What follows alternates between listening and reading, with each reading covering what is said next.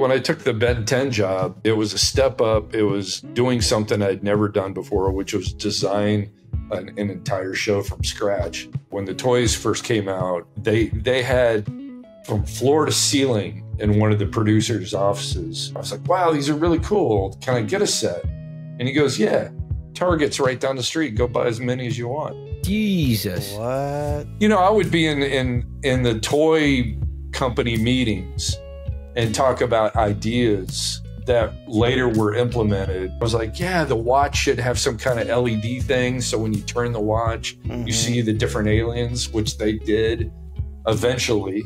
And, you know, things like that. I was like, I'm an idiot.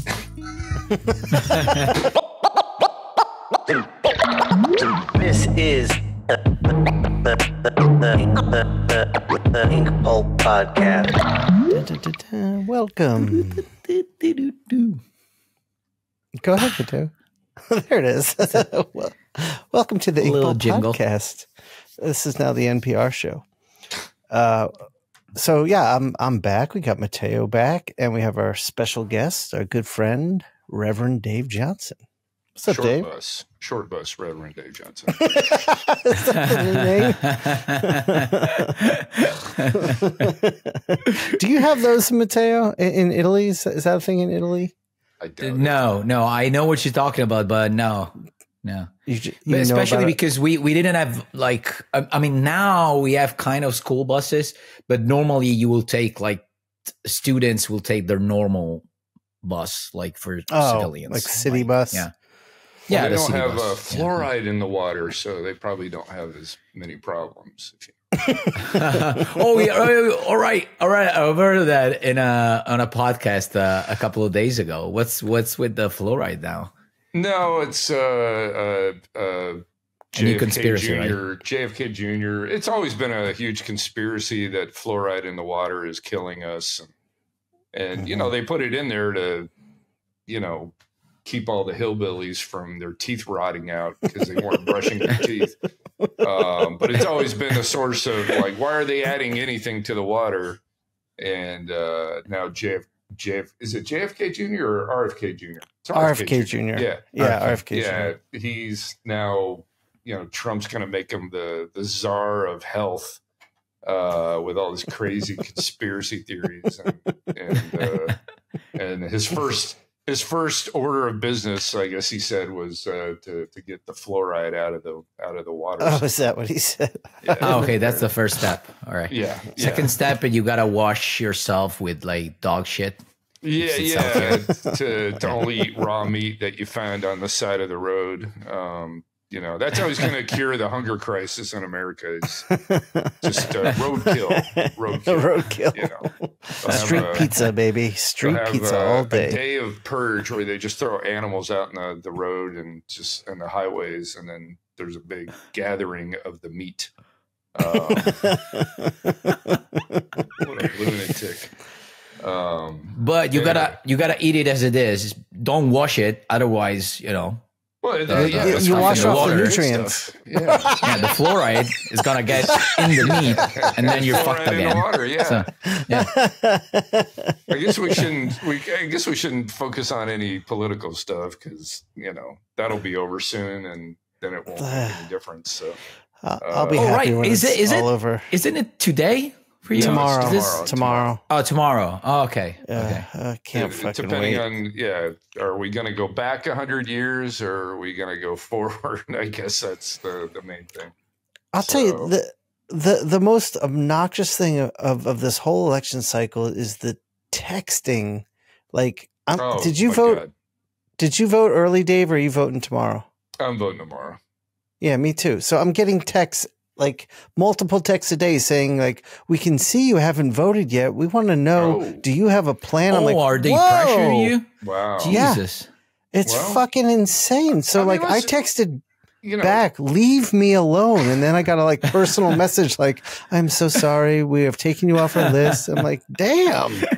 I'm pretty sure Dan signed me up for the Republican thing because I keep getting texts from Donald Trump all the fucking time. So fucking annoying. And I know it's, I mean, I want to respond with something horrible, but I know it's just a computer algorithm and all that. But man. For the listeners, he's talking about Dempanosian, who's used to make like stupid jokes. Yeah, I'm pretty sure it was. If I was a betting man, it was definitely Dan. So that's a safe bet. That's a very safe bet. But yeah, it's gonna be wild. I mean, I don't know. I just don't understand it. I mean, I understand stupidity, I guess, why people are voting a certain That's way. why you're with us today. Yeah, exactly. But it's right. well, I guess we'll see. Yeah, we'll see. I'm trying to be positive, trying to be hopeful. I keep seeing all these videos about how Tuscany is offering free houses for people to move there. Too. Oh yeah, to repopulate some old towns. Yeah. So I mean, I have a job that I can literally do anywhere that they have stuff. I'm a single man. I don't own property. I mean, worst case scenario, if the shit really hits the fan here, I'll just move to Japan, buy one of those houses, or move to Italy and live in Tuscany. I'll tell you, Dave. Me and my family just did 10 days across Tuscany, and we kept our eyes open. Because we seriously talk about moving there in probably eight or so years. Can you imagine like building a comic book? How do you say? Compound. A compound. Like in an old town in the mountains of Tuscany. You're rich. Start one up, man. No, you guys have to repopulate one of those towns. You basically have to buy out the whole town and then build a new community. Then my vote. I'll just use all this money. In Italy, there'll be enough for the next two years. You're good. I like how Mattteo didn't even blink an eye at me, just showing all this cash. Yeah, I was wondering where's the rest. It's nice. That's just for tips, right? No, you can buy this on the streets now. That's how funny this is. So, I'm surprised that they're not they don't get shut down a lot for selling that shit. Know. Well, I mean, it definitely says on there for motion picture purposes and that kind of stuff. So and it's paper, not real money paper. Okay, right. I mean, you can tell it's fake, and the strip isn't real and all that. Anybody who would take one of these is an idiot. But then again, there are plenty of videos. But we've established there's plenty of that going on. You smoke the right crack, and I could probably get away with a whole lot of this. So, like I said, I'm gonna figure out some evil shit to do with it. Dave's got $1 million YouTube channel about to happen. It reminds me. I used to watch Chips as a kid. And there was an episode where these guys had a ton of fake money and they were driving down the highway, which was always a closed highway, by the way, with prop cars. And I'm sure the LA residents loved that. Yeah. And these guys started throwing fake money out the back of their car, and all these cars, of course, stopped to get the money. And it caused all these traffic jams. So I've always remembered that as a kid. I was like, man, I wonder if I should do something like that, Oh, shit. Dave's going to take it to a level. Maybe if I go back to Dragon Con, I'll go to one of those hotel atriums and go up there and just go and just throw. Just make it rain, Dave. Make it rain. Yeah, just making it rain. That'd be hilarious. I wonder how beaten up I would get if I did it at a strip joint, and just like, hey, I'm making $100 bills rain, and then You gotta go, you son of a bitch. You know. I wonder how long. That's another episode of the YouTube show. There you go. Yeah. I would do it probably when it's late, so everybody's high out of their fucking mind, so they won't, you won't risk too much. I mean, once again, it's pretty impressive when you see like bricks and bricks. I mean, like literally a brick of this fake money on the side of, on the sidewalk. Just like, the other thing I was thinking about doing is leaving it in a lockbox. So when I die, whoever gets, initially they're going to think they struck it rich, And you're just like, God damn it, Dave. You son of a bitch. Well, now you know what you're leaving Dan. That's what you're leaving Dan. Yeah, exactly. Right at the bottom of the pile, you have a piece of paper with the written, fuck you. I know Dan is a podcast watcher, so I know he's going to be watching this just to see if I say anything about Dan. Oh, Dan, you're such a narcissist. Has Dan ever been on this show? Yeah, we just recorded with recently. Dan like last week or 2 weeks. Month ago? Last week. A month ago. Oh, yeah. was it? Oh, okay. Did he say anything about me? I don't think so. I don't remember. Fuck that guy. To be honest with you, Dan was really, how do you say what, like in Italy we say buttoned up. Yeah. Like he was really careful. Yeah. Oh. I've never seen Dan that careful. Yeah, he was corporate Dan. We had corporate Dan on the podcast. Well, hopefully I'm doing a little bit. I'm having a little bit more fun than Dan right now. So. You definitely are. Yeah, you're already way better. Yeah. Cool. Yeah, cool. Dan, do you hear that? You lose. Dave's better. Yeah. Dan's a loser. That's what we're getting out of all this. So when do you, Mattteo, when do you start on your Batman issue? Probably early next year. Okay. I spoke to Jeff in New York, and he told me that the script was almost ready. So you'll probably beat me being done. I wish, man. No, I was talking to Shawn about this lately. Basically, I'll have to work on it as I'm working on other books, so it's gotta be slow, super slow. Are you gonna do tones, or are you gonna do black and white? Yeah, you're gonna do tones. Yeah, that's the plan. Yeah. I guess it's not too late for me to try that. It's gonna look. I don't know. It's it is what it is. So have you seen the other people's stuff? Yeah. Did they show you? Yeah, you got to make them send you everything. It's weird. Oh, yeah, absolutely. They initially they were like, well, here's a panel, because you might need that panel. I'm like, why don't you just send me the whole fucking thing? So finally I got them to send me everything. And it all looks, it looks good. It's a good group.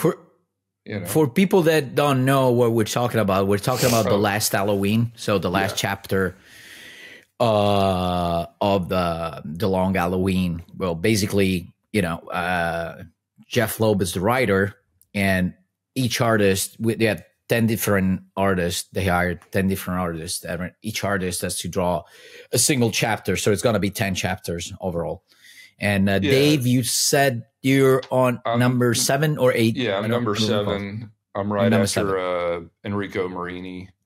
Yeah. His stuff looks amazing. Of course, yeah.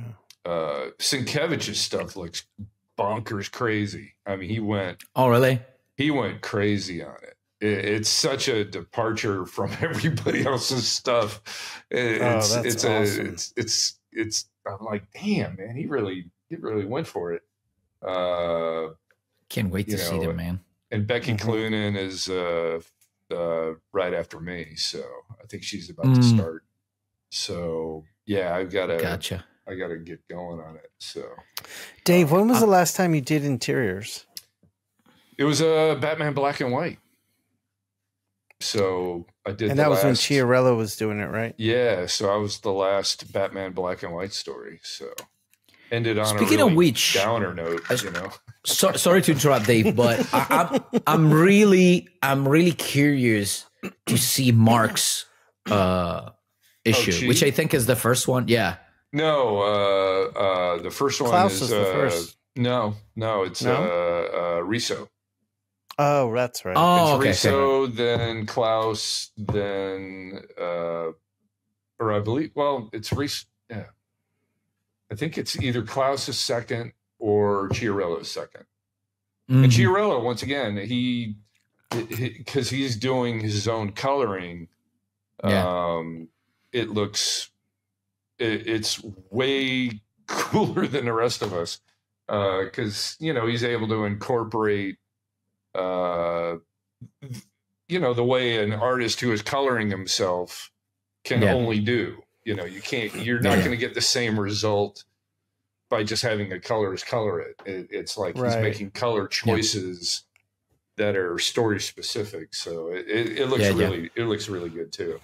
Do you know who's on the other color hand? you, The other artists, they have they'll have Dave Stewart coloring it. So I mean, it's not like he's a terrible colorist by any stretch. It's just when a colorist can he's making color choices that only he can do. So absolutely. And he drew everything. I think he did everything in the computer. So, once again, it's a completely. It's different than your standard normal comic book style. So but that's what makes it so cool. So absolutely. And believe me, I wish I'd. I don't know if you run into this, but there is a part of me that wants to do everything on the page because I want to sell that page. Yeah. A lot of times when I work in covers, I'll do things on separate pieces of paper because, maybe I don't want to draw something small. It's easier if I draw a little bigger, or maybe I want more of a textured paper. And I think that's where I run into issues doing interiors because I've got our art dealer in the back of my mind or, in my ear going, don't do it on separate pieces of paper. I need to sell this, make sure everything's good, and it's like, So, and once again, I'm very rusty and, I don't have that automatic, here's how I ink fire. Here's how I ink rock. Here's how it's like I have to figure it out. Relearn all the languages. Yeah. Yeah. So, and once again, I've got you coming up behind me that's going to just blow all of us away and make us all look bad. Shut up. So, anyway, So Dave, was that an intentional decision on your part to move away from interiors and into covers mainly, or is that just an organic thing? Yeah. I guess the basic story was I was living in Georgia. I was living in North Georgia, had a house. I was $70,000 in debt because my ex-wife, thought that the money train from Image would just keep going. And of course it didn't. And, and then I started on Superman, which cut my money way down, from Image. And I was going through a divorce, and it was like the more you learn in your mind about how to do something, the slower you get because you want to get to where you think you should be. And I just got slower and slower and slower and slower. And I was just lacking confidence. And man, it almost killed me. I was just like, man, I was so depressed. And I got out of there. I put Superman Red Sun on the back burner. It was sitting on a shelf for a couple of years. I had moved to North Carolina for a year. And then I got a job offer to work in animation. And I was just like, let's move to LA. And started doing that. And I was still doing covers at the same time. And I just got to the point where I was like, I'm more of a singular. I mean, I can tell a story. I think I'm okay as a storyteller, but it's just, I'm not fast, you know? And it just got to the point where I was like, it's so much easier just to do a cover for me. And it's so much more enjoyable. And, you know, animation kind of kicked my ass with Ben 10 and stuff like that. And, you know, I just realized, man, if I don't spend a lot of money, I don't need to make a ton of money. And I can just do covers and be a lot happier, you know? And that's kind of what I've been doing ever since, you know? So... Yeah, everything you're saying. I got all this money. Yeah, this just from the last cover, right? Yeah. I got $100,000 a cover now. You know, so. I can relate a lot to what you were just saying, Dave. But I'm curious to hear Matteo's perspective because you're so fast. Yeah, no. I was thinking about that literally today. Like a few hours ago, because I have a long period of time, I would say the next 10 months or so, where I'll have to grind like crazy. I have to work on my book. There's still like 80 pages or 90 pages remaining.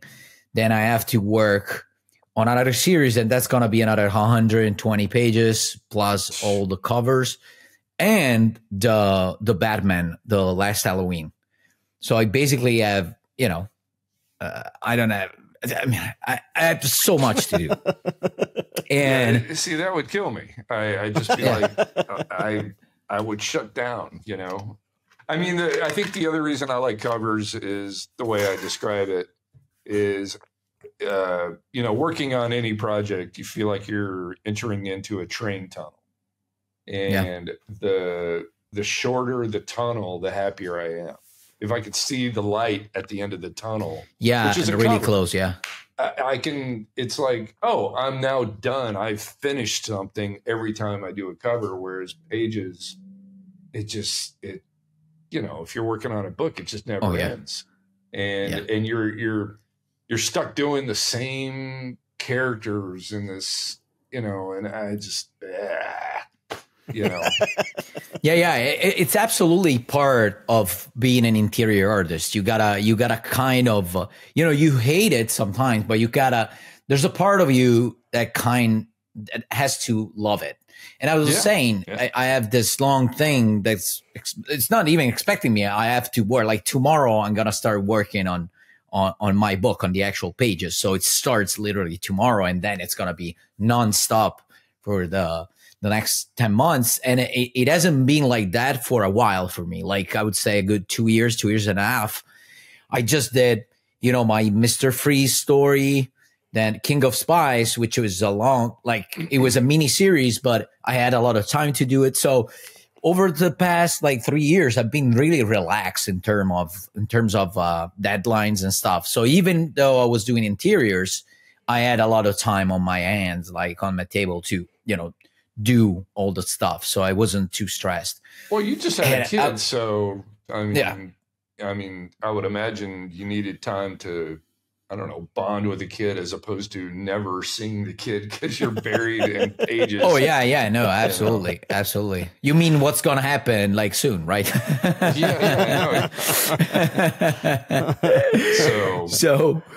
But yeah, I was thinking about that, and I was already thinking ahead, and I was like, okay, so probably September, October is going to be over with this, you know, grinding period I'm going to have.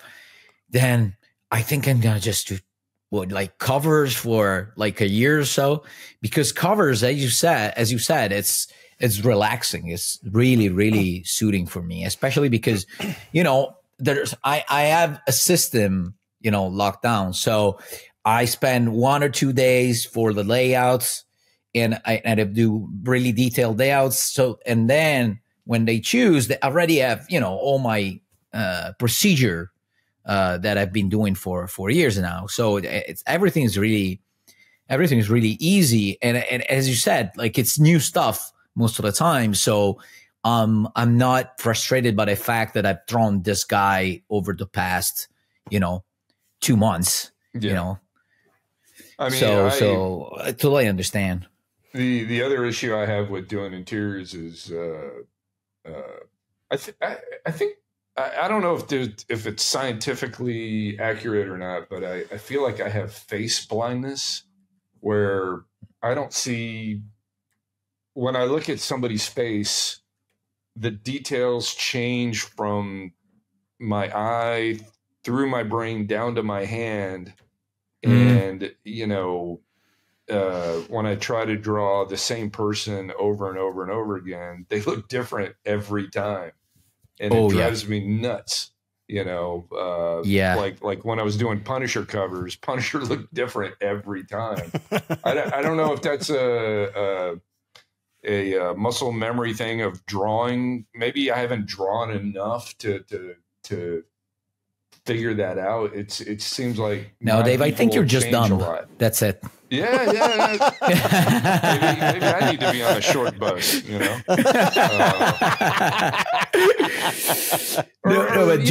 It's kind of like when blind people, their hearing gets better. Because my drawing skills aren't as good as other things, but my design sense picked up the slack. Because I think I'm an okay designer. You're great, man. Oh yeah, I mean your designs are, there's a reason why you're one of the big cover artists out there. Yes, exactly. Well, once again, it's like I've never really mastered rendering, whether it be painting or line art or anything like that. So once again, it's like I needed something to elevate, and I think design and simplicity and impactfulness. Do you remember when you had that realization? Once again, every time I would sit down, like in the early days when I was actually trying to paint, and it was always a struggle, and I just never felt like, because I never went to school for it. I think that was one of the problems. I never had a solid foundation of learning when it came to painting. And I have the worst memory. So a lot of times, even if I figure something out, by the time I do it again, I've already forgotten how I did it the first time. And that's a struggle. And then I get frustrated. And then computers came along, Photoshop came along, and it just made everything a whole lot easier. And I've got a set, like, dependable Photoshop style that I figured out a long time ago, and it gives me something that feels human without feeling too computery. I mean, it's got limitations, but at least I know that I've done that enough that I'm not going to forget how to do that. So. Yeah, absolutely. But go ahead, Shawn. Go ahead. No, I was going to veer off. Okay. No. It's related to what Dave just said. Like, personally, I live the same struggle with the faces, like repeating the same face and having to move it in different angles. Yeah. I have the same thing. I got better at it with the years because I noticed that it was a problem, especially at the beginning. So I tried to get better and better. Yeah. It's easier now with male faces, because I can go more extreme with the shapes. Yeah. So I can go, if I have a main character of the series, I'm going to have strong features for his face. Yeah. So that when I move it, it's easy to maneuver and handle. I still struggle a lot with women with female faces. Oh my God. That's my God. It's a nightmare. Like, you can tell, like, it's especially if a female character doesn't have strong features like a big nose or something, it's pretty, a pretty girl, let's say, generally speaking. Oh my God. If you grab her during the whole book, she's a different person basically every panel. So it's a struggle that I think a lot of people share. How about you, Shawn? Oh, definitely. I mean, I guess I try my best, but I feel like, and this is stuff I learned from just looking at Dave's work coming up, was a good character design will save a lot of that. Because you'll know who it is because, like, oh, she has a short black bob and wears a polka dot shirt. That's that character. So it takes some of the pressure off making them look like they're like we're in animation where it looks exactly the same frame by frame. But yeah, I'm not good at it. I'm not good at likenesses either. So I rely heavily. Yeah. on Oh design. man, likenesses. You can go, hey, I've got the world's greatest job that will pay this amount of money, but it involves like Hollywood likenesses, and I would be like, nope, can't do it. I've anytime I've done that in the past, literally tracing a photo and it still doesn't look like the person. And I'm like, I don't know why.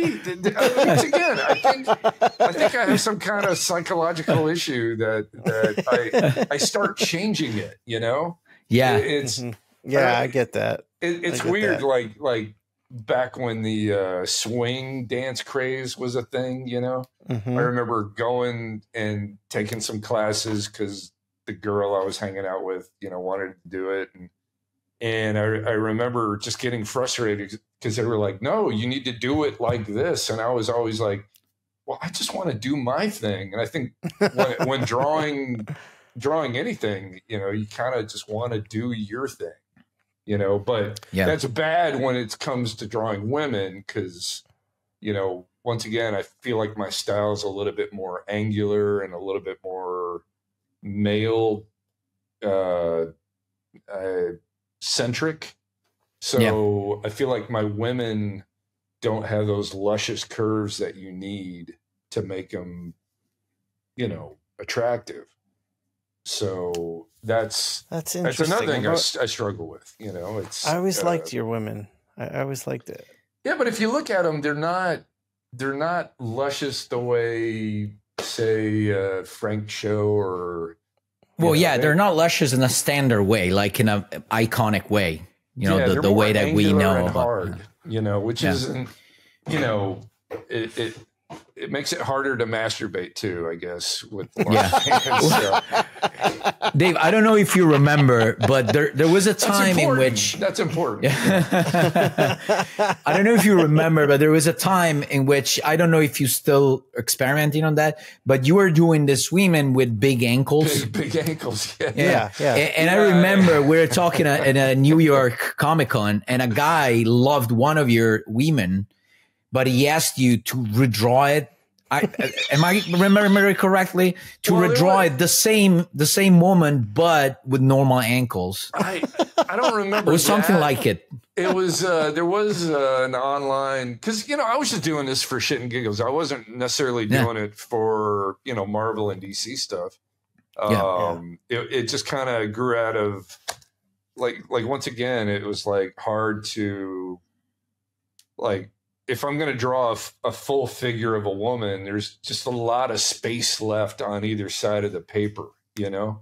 And I was like, how can I, you know, once again, this is drawing in a bar, but I just started, at first I was drawing super Zoftic figures just to fill up the space. And then that kind of slowly turned into, elephantitis ankles.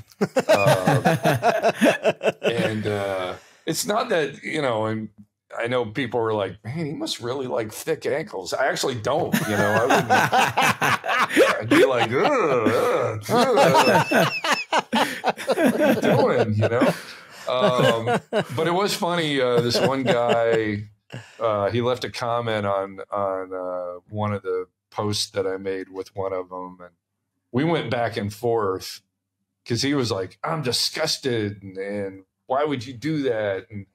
And I was like, you know, instead of just deleting it outright, I was like, you know, I'm going to go back and forth with this guy because I like a little bit of a scruffle, you know, internet fun. And I eventually got him to admit, well, one, the reason he didn't like it was because he couldn't masturbate to it. And and I was like, well, what do you consider like masturbation worthy art? And what he sent me were women with boobs that were, I kid you not, one boob would take up the same volume as her entire body. You know, well, if you think about that, nipples Dave, like literally this big, and I was like, well, now it makes sense. So you're a boob guy, not a leg guy. You know? But Dave, if you think about it, you said that everything started when you find the problem with having too much empty space on the page. Yeah. So the huge boobs and maybe huge ass will solve the problem. So you should listen to the guy. I mean, it's all goofy stuff, you know. Believe me, I wish I could do a Robert McGinnis long-legged and have it look good, but it just, you know.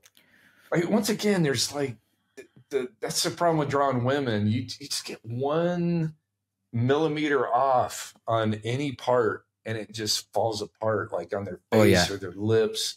I mean, you know, it's tough. It's tough. I'm not a human artist or a human drawing or what am I trying to say? Drawing people aren't my strong suit. I don't even know if I have a strong suit when it comes to drawing anything, but I struggle the most because once again, it's that uncanny valley. If the details are off in a weird way, it just doesn't look right. Even, you know, you can exaggerate, but it still has to have rules that make that woman look attractive. Like you can go super cartoony, but it's still got to have something going right to make it attractive. And, you know, I think it's going to be a lifelong struggle. You know, I feel like I'm starting to get a little better at it, but at the same time, I'd rather draw ugly people all day long. To be honest. But I think, Dave, you said it yourself at a certain point when you were talking. You said that by nature you're a designer, like, and I think that especially in the likeness whole thing, the be able to draw likenesses and stuff, like when you are design driven, because sometimes I realize that I do the same thing. Like sometimes your brain gets focused on something that's cool. Instead of right. So sometimes even as you said, even when tracing a picture, sometimes you see a line and you see that it would be cooler, look cooler design wise if that line, instead of going this, it will go this way. Yeah. And then of course that fucks up with, you know, likeness and stuff. Yeah. But I think it's the designer mentality. It's the way your brain is wired that leads you to do that, you know? So, I mean, the other issues I have are, one, I feel like I have ADD, but not hyper ADD. Like I've always explained it like, I feel like I have a high revving engine, but a terrible transmission. Like, so I'm thinking all the time, but I just, it's like, I can't, like what you're about to start doing, like that would never get done. You know, I would want to do that. And then, you know, my attention deficit would just like squirrel, you know, like, oh, let me check the internet. Let me do this. Let me do that. Let me do nothing. Let me just lay on a couch and veg. And that's another reason why doing covers, you know, once again, it's got a hard deadline. And sometimes I'll wait till the very end, till it's due the next day. And that's when I start a cover, just because I've procrastinated so much. I wish I could blame it on alcohol or drugs or video game addiction or living a fun life. But a lot of times I'm avoiding doing what I should be doing. You know, because you're looking at cankles I'm looking at Cankles. Yeah. I'm counting my fake money. So, yeah, it's weird. You know, I feel like I've had a fairly successful career in spite of myself. You know, seriously, I always laugh when people go, "Oh man, you do so much," and I'm like, "Are you fucking nuts? Like I barely do anything." You know, I really don't. You know. I mean, I worked a lot harder when I worked in animation, but it felt different because it felt like it felt more like a cog, and the final result didn't necessarily depend on me having the final result. Like just designing characters that other people were going to draw a million times over, it wasn't as worrisome for me, you know? Yeah. So did that take off the pressure, and you didn't procrastinate so much? Yeah, kind of. I mean, you know, it was great when I started working at Warner Brothers, and all you had to do were backgrounds, you know, and back then it was a union job, and the guys that kind of had set everything up before me, you know, like when I first got hired, I was like trying to impress, and, you know, I was drawing the background super fast, you know, because as a comic book artist, we draw backgrounds all the time. It wasn't that big of a deal. Once you learn the language of how you had to do it for camera shots and all that. And I remember at one point early on, one of the other background designers came up. He goes, "Hey, what are you doing?" And I'm like, "What do you mean?" "I'm trying to get this job done as quick as possible. Isn't that the goal?" And he's like, "Yeah, you do that and you're going to be drawing yourself out of work. You know, the faster we get done with the show, the faster we're going to be out of a job." And I was like, "Oh." So at one point I was doing like 2 backgrounds a week, you know, and the rest of the time I was doing covers for 100 Bullets, and I was drawing on cardboard and cutting characters out. I remember and, all you know, that. I was doing all this crazy shit and just goofing off, you know, and making a really good living doing it. So it was yeah, I think a lot of the stuff you were putting out at that time on the internet was like that's when I really dove deep into what you were doing. That stuff was also attractive to me. Like I always had all the sporks on my art table all day. I love that. Drawing that. I was just goofing off all the time in my desk, you know, and you know, it didn't help that you had Bruce Timm as my boss, and he would go into his office, close the door, and draw like all those marker drawings that he sold for, you know, tens of thousands of dollars, you know, and it's kind of like, you know, was he going to tell me not to do it? I was like, "You're doing the same thing, you son of a bitch," you know? So, you know, but everything got done, you know, we never missed a show deadline. And I was like, you know, nobody ever complained, you know? So the stuff you were drawing during that period, that was just stuff you draw for fun. So, yeah, I was just goofing out, you know. It's like, what else are you gonna do, you know?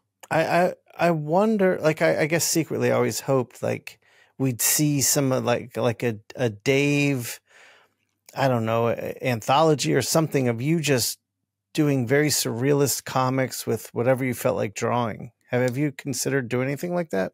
But once again, the ADD and the procrastination kicks in, and you know, it's like, yeah, I could do all this hard work, or I could sit and watch TV.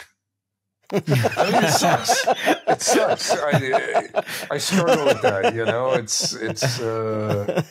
I'm terrible. I'm giving all the secrets out that I'm a terrible person.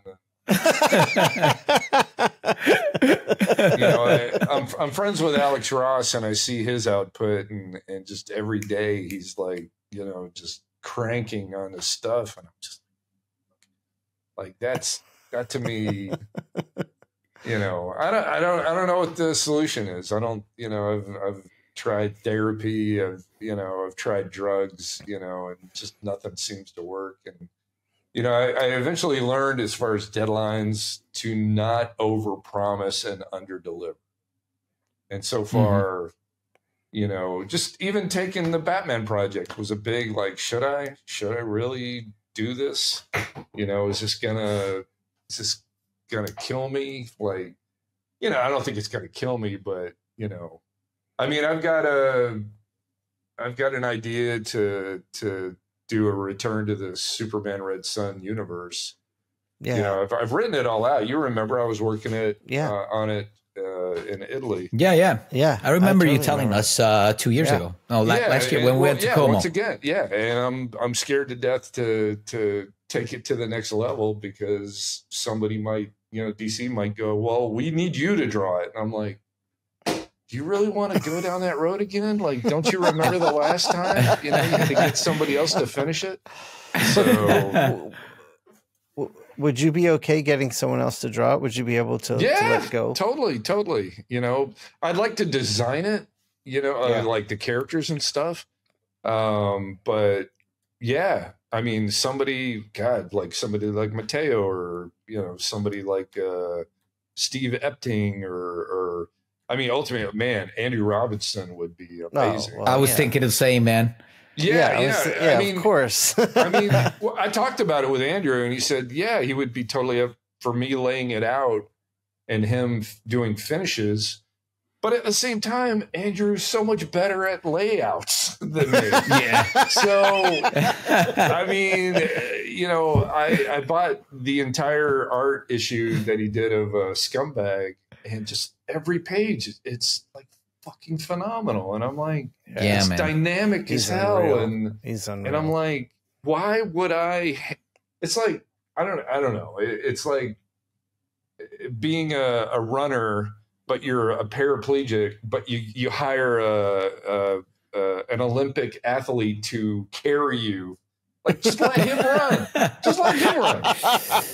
He doesn't need to carry my ass, you know. Just let him. He's a stallion, you know. Like, it's just I'm one of those people. Like, I remember I was working. I got hired early on the Black Dynamite cartoon after they did the initial one, and they wanted to do a series. And because I had already done all this other stuff with Titmouse, you know, I had a really good relationship with them. And Chris, the owner of Titmouse, was like, no, you should do it. You know, you're good. You know, you're really good. But the style is that Black Dynamite style. Right. Not my style at all. And I tried it for a little while, and sure, it's a job, and I'm sure I could have powered through it and stuff, but ultimately, I was like, I knew I'm the wrong guy for this, and I knew about this guy named Chase Connolly. Oh, yeah. And I was like, you know, and he wasn't really established. I you know, he was doing stuff on you know, Instagram and all that.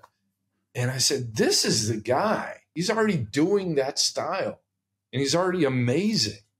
And I said, hire him. And he got the job, you know. Nice. And I'd rather have the right person do a job than the wrong person, just because it might enrich me a little bit more, you know. And I'll take on, that's the other thing, I'll take on jobs where I know I'm not going to make money just because I want to do it, you know. Yeah. I mean, I almost wish money wasn't a thing, and just go, yeah, I just think that's a cool project. Let me work on that, you know. Yeah, I think that's for me, that's been the biggest hurdle in life, is the financial attachment of all of it. Sure. I mean, you know, when I took the Ben 10 job, it was a step up. It was doing something I'd never done before, which was design an entire show from scratch. And so sorry to interrupt, Dave. I was just curious because I knew that you worked on it, but what was your position? Character design, or you were art director? What was it? I was working at Warner Brothers on Legion of Superheroes as a background designer and occasional character designer, because Bruce would every once in a while. This is a funny Bruce story. He would. I remember when I was working on Justice League, he said, yeah, I did this character design, but I don't really like it. Here, just I want to see what you'll do, you know, and all that. And I took his design and I spent all day and I came up with like 20 different designs using his basic frame that he had drawn. I would just trace over it and change everything. And then I was like, you know what? I'm going to trace his drawing verbatim. And I put it at the bottom of all my designs. And I went back at the end of the day and he was like, no. Literally that fast. He was like, no. And he gets down to his design. He goes, yeah, I kind of like this one. And I was like, you son of a bitch. You son of a bitch. It's like, I just wasted, you know, once again, I'm getting paid. Sure, but I was, you know, and some of that, I thought I did a really good job on some of them. And I was like, oh, man. But anyway, so I was promised, and in animation, it's really frowned upon of sniping other talent. Mm-hmm. But if you're sniping it to give them a higher position, that's okay. So I got hired as art director and main designer. But unfortunately, the guy that was right above me, the show runner, I guess, I'm not going to mention his name. He's a fucking dickhead. He also hired the It's his name. It's designer. Dick. Is the first name and Head is the last name. But he also hired the main background designer and promised him art director. Oh. So imagine our surprise when it came time to art direct on other people's stuff. We're now both in the meeting. And I'm like, what are you doing here? And he's like, what are you doing here? And the guy was, our boss was just a complete idiot. So it, anyway, so I got hired. The show had been in development for 3 years. Initially, Medevaction, what they pitched was basically a Dial H for Hero homage, I guess, where the boy had a watch and he could dial 10 different human superheroes. And over the course of development with other writers and artists, that was changed to aliens. And the guy right before me, I forget his name. He had designed the whole show, but Sam Register didn't like it. Just wasn't working. And once again, they were, I guess, a combo of aliens and humans. And so when I came on, they were out of time development-wise. They were out of money development-wise. And they said, well, we still like this concept. Here is all the alien names, basically. Very little description on what they did. I mean, it's, you know, forearms has four arms. You know, accelerate is fast. You know, it's not hard to figure that out. Ghost freak is a ghost, and he's freaky. You know, not, you know. And so Carpet Muncher does Carpet Muncher, yeah. We're not talking high shit here, you know.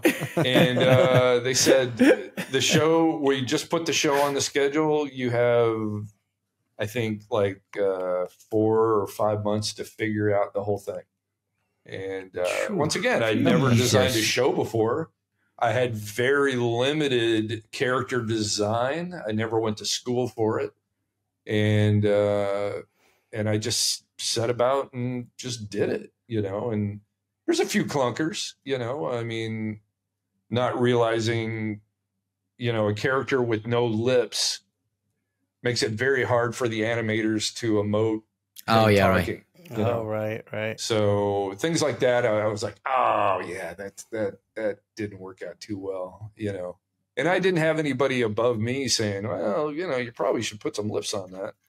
So, and once again, it was like, I knew the deal was bad going in as far as ownership, you know, because it was just work for hire. But I figured if the show was a hit, they would want the person who designed it to, oh, yeah, you have this idea. Well, let's look at that. Turns out the people that got the show were men of action because of all the work that I did, you know, and the work other people did. Hey, good on them for that. Yeah. And if I had known it was going to make upwards of $7 billion and they would keep using my designs, but having other artists just kind of tweak and make them either more cartoony or this way or that way, I you know, maybe I would have said, go fuck yourself. Go design it yourself, you sons of bitches. But yeah, that's, you know, man, when it reached a couple of billion and now it's gone on to $7 billion and I don't even get credit or anything, you know, that kind of hurts, you know. Does it still exist, Benton? Yeah, they're about to redo it again, and I'm sure they're going to be using some of the main designs that I came up with. And you know, eventually it's going to probably. I know they already did a live action movie that wasn't that good, but eventually they're going to do a major. I would imagine it wouldn't make any sense not to do a major, you know, Robert Zemeckis or somebody, you know, multi-billion-dollar movie, and I'm gonna sit there and go, yeah, that's my design, that's my design, that's my design, that's my design. And you know, the credits will roll up and it'll go, thank you, Men of Action, and it won't have anybody else's names, and I'm just gonna be like, damn, son of a bitch, you know. But I'm in good company. I mean, you look at all the guys that worked for Walt Disney, and you know, right. You look at the guy who came up with Mickey Mouse. He, you know, do you think he made any money on that? You know, right. He got a paycheck, you know, but everybody thinks Walt Disney designed it, you know, and nope. So I try not to be bitter about it. Every once in a while it annoys me. That would be hard. That would be hard. It's tough. I try not to be, you know, it is what it is. I signed that work for hire deal, you know, and I think the thing that really upset me was when the toys first started coming out. And this is one of the main reasons I left was besides my asshole boss who was right above me, you know, when the toys first came out, they had from floor to ceiling in one of the producers' offices. And I was like, wow, these are really cool. Can I get a set? And he goes, yeah, Target's right down the street. Go buy as many as you want. Jesus. Like, Jesus. You can't even give me a set of the toys that I designed, you know?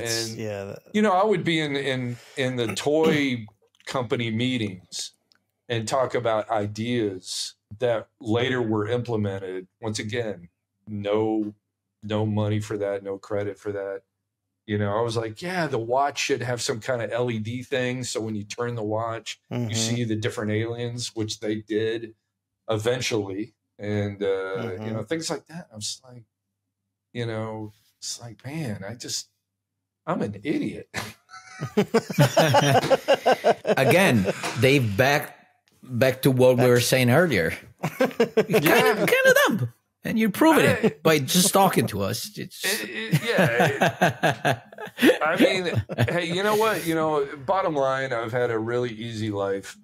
You know, I figure if I were to die tomorrow, don't be sad. You know, I had a way easier life than most people.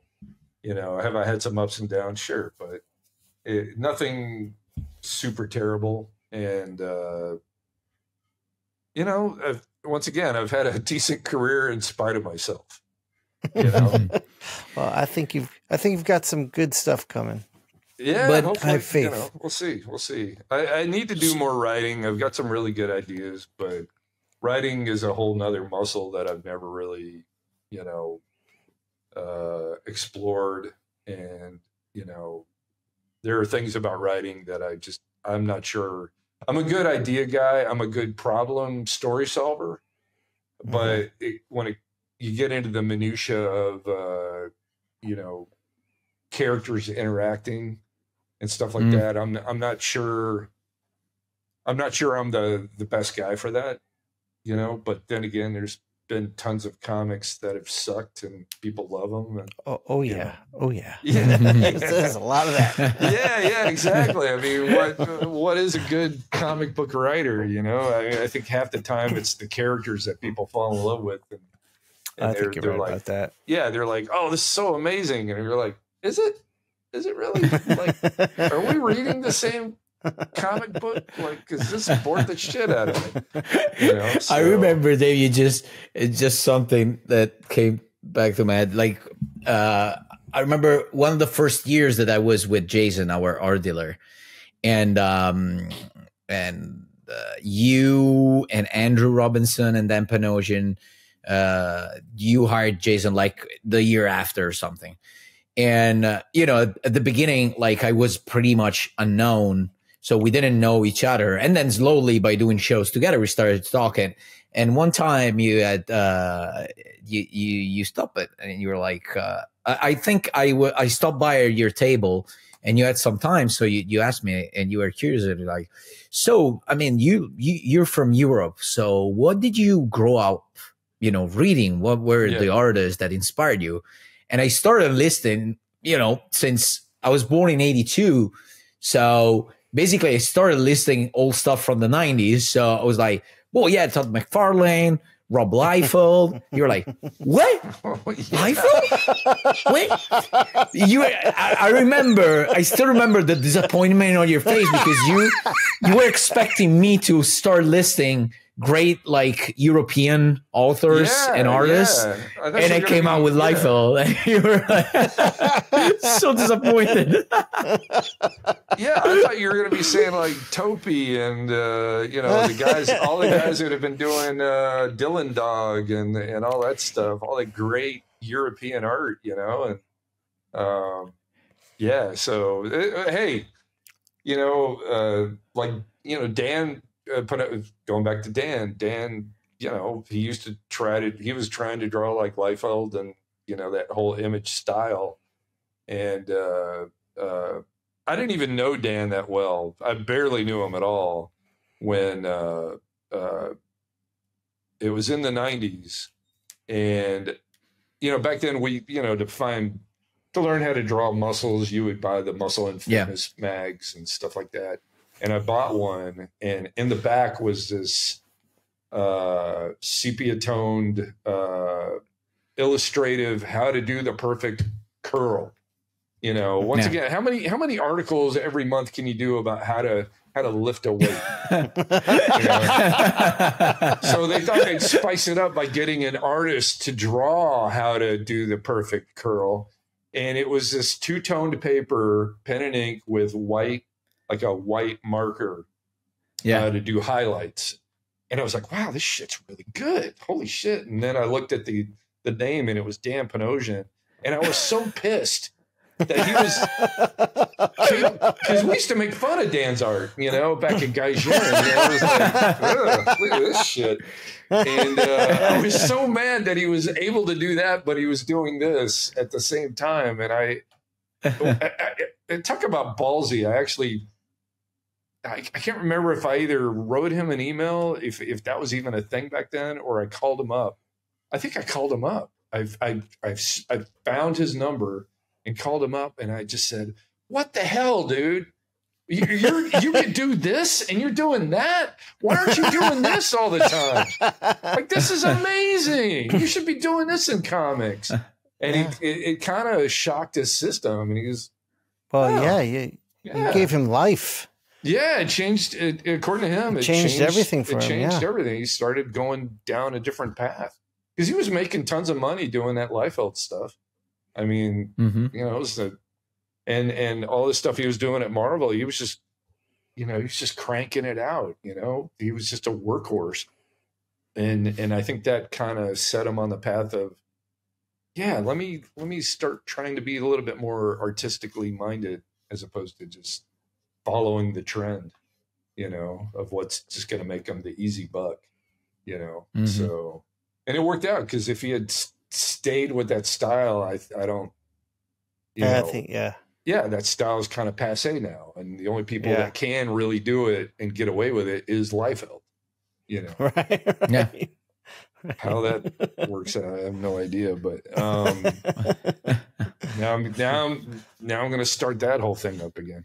So was that a thing? I don't know this thing. Yeah, Rob doesn't like me because I kind of called him out on a couple of things publicly.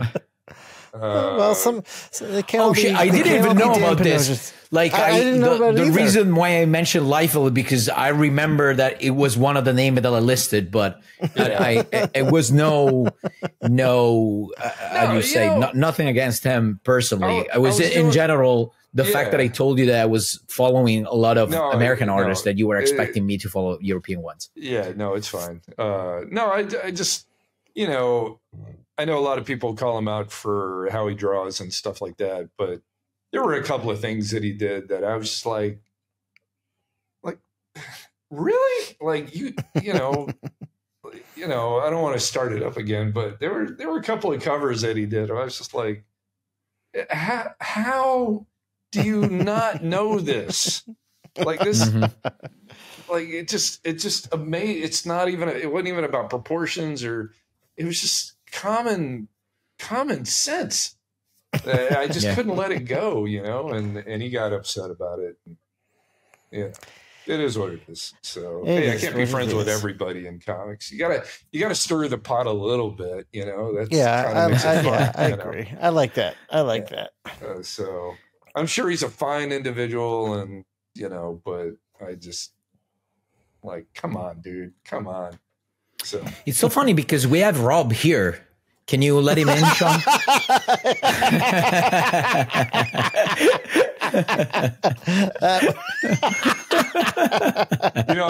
I've run into him a couple of times, and I don't even know if he even knows what I look like. And that's the other side of like all the little the comic book beef stuff is people don't know who each other are most of the time.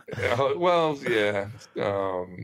It's funny, back during the Wizard days, I don't know if you ever heard this story, but, they would do the Wizard Awards in Chicago, kind of like their version of the Eisners. Yes. And, instead of in the big projection screen, instead of posting the art, they would post the artist, their face. Yeah, the face. Which I always found like, are you voting for the artist or are you voting for the work that they did? Which I always found kind of ridiculous. But then one year out of the blue, I get nominated for something, and they wanted a photo, and I wasn't going to be at the show during the thing. And me being a little scamp, I realized nobody. I wasn't really well known at that point. I already know where you're going, but go ahead, please. So they didn't, and nobody really knew what I looked like, So I got on the internet and found a photo of this, oh my God, this humongous dude with a crew cut. And he had he was wearing a Cosby sweater, and he was doing like, here, wait, kind of this, and he had this big fucking gold ring that looked like a pizza pie, and it was such a ridiculous, it looked like a dating app photo. Yeah. And I sent it to him, and what was funny was an intern had he wrote me back and said, hey, we got your photo, but it's kind of small. Do you have anything larger? And I was like, because it was just a tiny JPEG. But I decided I'm going to fuck with this guy. And I wrote him back and said, how dare you? Are you looking for a fatter photo? Am I not fat enough for you? And he was like, oh my God, I'm so sorry. We went back and forth, and I weaved this whole story about how I lived in my mom's basement, and I eventually had to apologize. Sorry, I'm a little on edge. My cat, Mr. Dinkles, got out and it was run over by a car, and I'm very sad. And man, I had this guy on the hook for a while, and eventually I did a cover for him. He was like a beginning. He wanted to do comics, and I actually drew him a cover because I felt so bad after putting him through the ringer. But the funny thing is, I figured out a way to upsize the photo, sent it off, and so during the award ceremonies, there was a lot of people who did know me personally in the audience. And it was like, nominee Dave Johnson, this photo comes up. And the people who knew me immediately started busting out laughing. And people who didn't know me were looking at the people laughing going, God, you guys are assholes. Like, it was this ridiculous photo. My God, that's hilarious. And then it was printed in Wizard as me. But then the very next year, I got nominated again, and I was actually going to be at the show. So now I'm thinking, oh, shit, I can't use the same photo. So I found an equally large photo of a guy, once again, wearing a terrible sweater with a comb over. Like he'd grown his hair out and he combed it over, and he had a stuffed floppy-eared dog toy, like resting on his arm. It was a dating profile photo. It was like, who do you think you're gonna get with this photo? But I photoshopped just my eyes, nose, and mouth on him, and I sent that off. I remember this picture. And so yeah, during the award ceremony, I am there at this point, and everybody's looking at me, and I was kind of hoping I'd win. I was going to win, so I could go up there and just go, yeah, I lost a lot of weight. You know, this guy was like 300 pounds. So didn't endear me to Wizard, I'm sure. But well, look where they are now. It's so funny, Dave, because you kept saying earlier about the fact that you can't focus, and then you tend to be late and blah blah blah and blah blah blah. Because why would I draw when I have this all this stuff? And then you start describing what you do instead of actually working, which is finding weird pictures with putting your face on it with Photoshop. Yeah, I'm always looking for distractions, But then that's why that's why the YouTube show has to happen, because you'll pour everything you have into it. Not only that. That's go ahead. Well, I was going to say I have no desire to be an online personality. Nobody wants to look at this face all day long. So, yeah. I don't know. Anyway, you were going to say. No. I was going forward with the thing, because not only that, then you started a back and forth conversation with the guy from the organization about the picture. And then you felt bad, so you did a cover for this guy. So you're describing a massive waste of time doing all this thing. Yeah, I did it for free. I colored it and everything. Once again, I have a career where it is in spite of myself. I'm always looking for something goofy, fun to do, and I think the other problem with being a comic book artist that I struggle with the most is the fact that you have to do it by yourself. I think that's why I liked working in animation, because I was working with a team and creating something. And I miss being in a studio back when I was at Gaijin. Yeah. Even though we fucked off a lot. I mean, we had the worst reputation for deadlines. But we also had a great reputation because I feel like the stuff that we were all individually doing and as a collective was so different than what the image stuff was. Yeah. I was, that's when I was in school, and I remember Gaijin was like the apex of everything. It was like the image stuff was all flash and like shiny and eye candy, but I felt like what Gaijin did was they brought like old American illustration aesthetics back to comics and art. It was crazy. It was crazy. Yeah, I mean, it was when amazing. I joined, I was like a dry sponge, and there was so much I didn't know. And once I got in there, I just soaked up as much as I could. And for a long time, my stuff kind of was definitely Stealth Freeze inspired. I learned how to ink from Carl's Story. I wish I'd learned more from Adam on how to draw chicks. And it was a really good learning experience. I learned more there than I ever did in the short time that I was in art school. So, I would love to be in another studio. I mean, I have a guest desk at my studio now.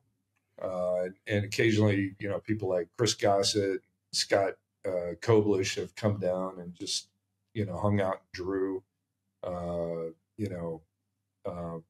but, as you get older, it's harder to have a studio, it's everybody's got their own shit.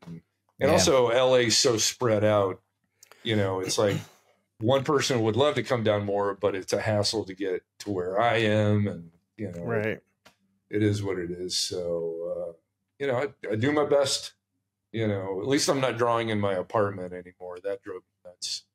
That's rough. So your studio separated from your house. Yeah. I rent a studio downtown. I found this building. It's an arts building that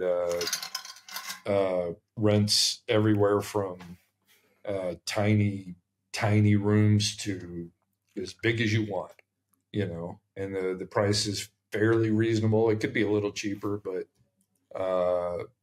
it's quiet. I'm able to take the subway here every day, so I don't have to deal with traffic. But I have to deal with crack addicts and crazy people. But being 6'2" and looking the way I do, most people leave me alone, and I don't make eye contact with anybody. And so far, so good. I've been next to 2 gunfights on the streets. That was crazy. The first one I thought was a movie set. So while everybody's running away, I'm like standing looking like a doofus looking for cameras and stuff. And it was a jewelry Dave, store. maybe you are dumb. I was joking before. I don't know. Well, that was bad enough. But the second one, me and a buddy were coming back from lunch. And as we turned the corner to my street that my building's on, that the entrance is on the next street over, if that makes any sense. It was like turn and then over. And as we turned the corner, a gunfight broke out. Everybody's running towards us to get away from the gunfight. And I turned to my friend and I was like, do you really want to walk all the way around the block to get to my door? And he goes, nah. And we just crossed the street and we crossed those, and they were still yelling at each other. Nobody got shot. I think, as far as I can tell, the guy just pulled out a gun and was firing up into the air. But everybody else is like hiding. And we just walked by those guys. And I think you get so blasé. I mean, literally I got one of those citizen apps that alerts you to crimes. This thing goes off all day long, robbery, assault with a knife, assault with a gun. And it's all within 500 feet of my house. Maybe that's another reason why more people don't come down. Sounds a little dangerous.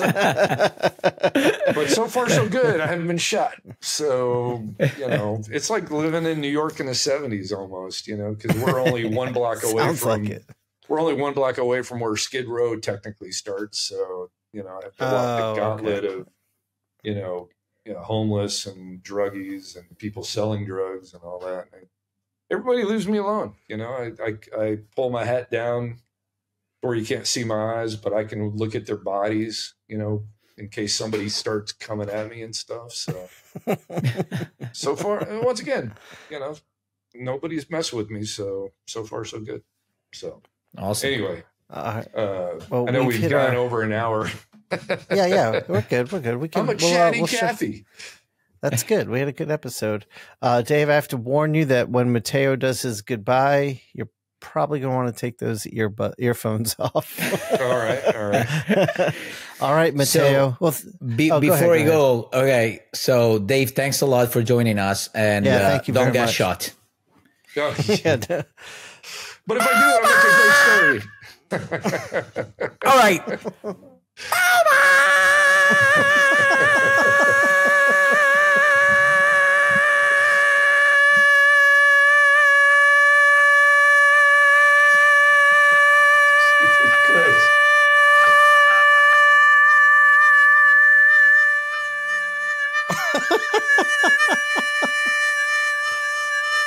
What the hell, man? Oh, he's going for it.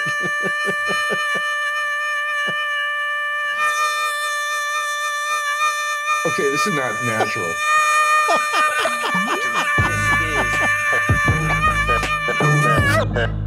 The Inkpulp Podcast.